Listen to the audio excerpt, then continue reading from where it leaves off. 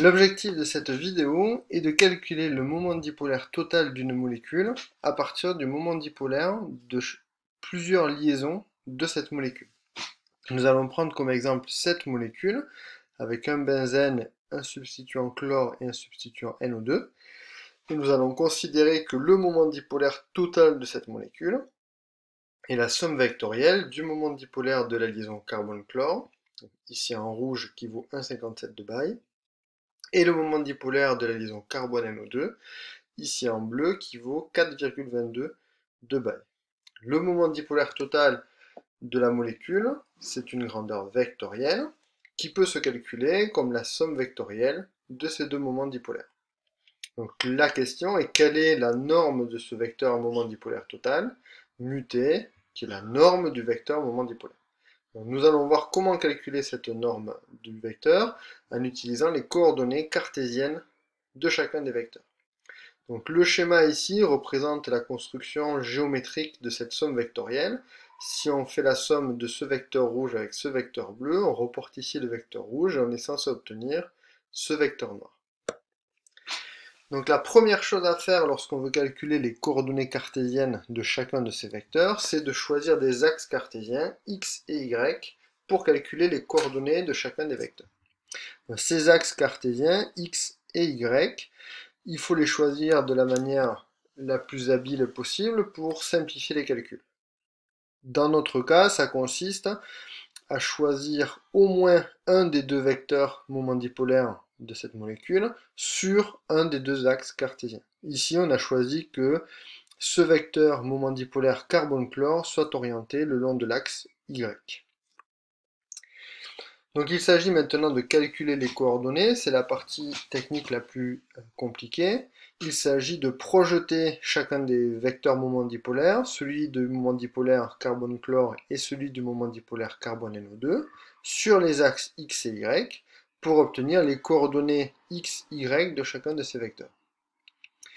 Dans le cas du vecteur rouge ici, donc le moment dipolaire de la liaison carbone-chlore, c'est relativement facile, le vecteur étant orienté suivant l'axe Y, sa coordonnée sur l'axe X c'est 0, et sa coordonnée sur l'axe Y, vu qu'ils sont dans le même sens, c'est plus 1,57 de Baye, qui est la norme du vecteur moment dipolaire de cette liaison carbone-chlore.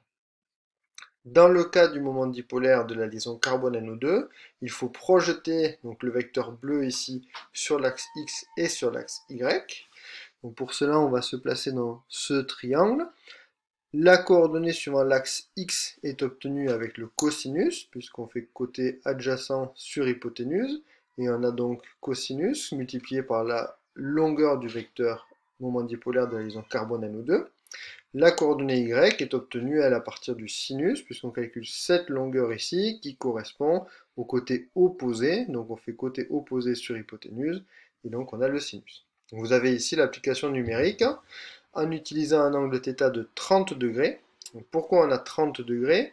Parce qu'ici on a un cycle benzénique, donc c'est un hexagone, donc on va avoir un angle entre ce vecteur rouge et ce vecteur bleu qui est de 60 degrés.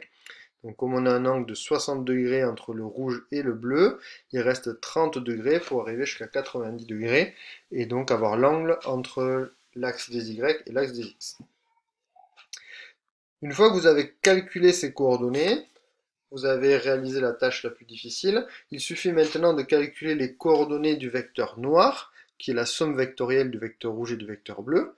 Donc la somme vectorielle, ça consiste à faire la somme de chacune des coordonnées. Donc la coordonnée x du moment dipolaire total va être la somme de la coordonnée x du moment dipolaire CCl et la coordonnée x du moment dipolaire CNO2.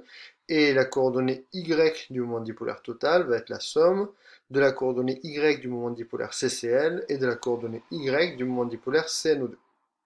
Donc en faisant cette somme vectorielle, on obtient les coordonnées du vecteur moment dipolaire total de la molécule.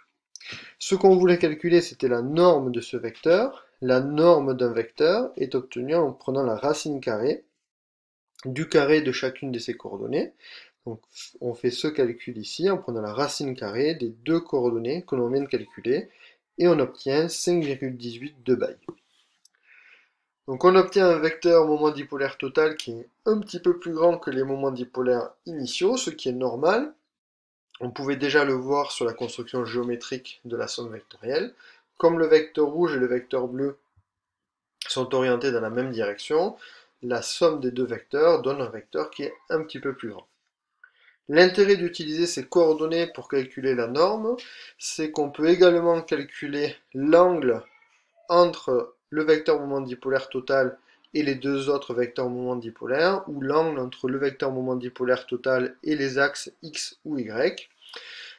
Pour calculer cet angle, on peut utiliser les coordonnées, calculer un produit scalaire. Le produit scalaire entre deux vecteurs est obtenu par le produit de la norme des vecteurs multiplié par le cosinus de l'angle entre ces deux vecteurs.